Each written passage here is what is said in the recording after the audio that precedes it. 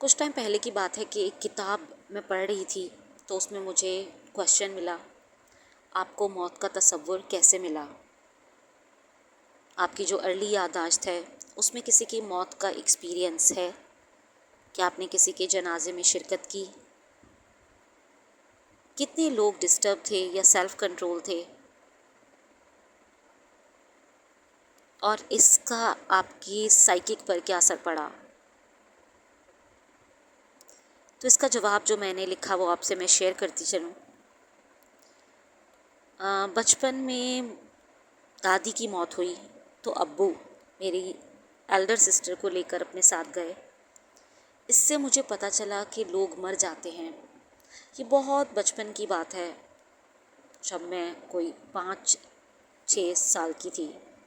سب سے پہلا جنازہ جو میں نے اپنی نظروں کے سامنے دیکھا وہ اپنے مالک مکان کی والدہ کا دیکھا، جو کہ کافی بیمار تھیں۔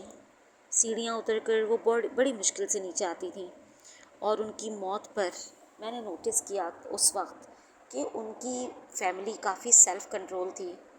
وہ شور شرابہ، کوئی نوحہ، کوئی چیخنا چلانا، بہت زور سے زوردار آواز میں رونا دھونا کچھ نہیں تھا۔ مجھے بھی موت کا پہلا تصور یہیں سے ملا۔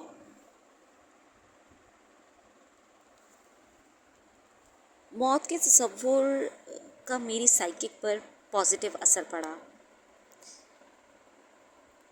موت کے تصور سے مجھے کبھی خوف نہیں آیا، بلکہ اطمینان ہی محسوس ہوا، کیونکہ موت اصل میں اللہ تعالیٰ سے ملاقات ہے۔ تو اس میں ڈرنے کی کیا بات ہے؟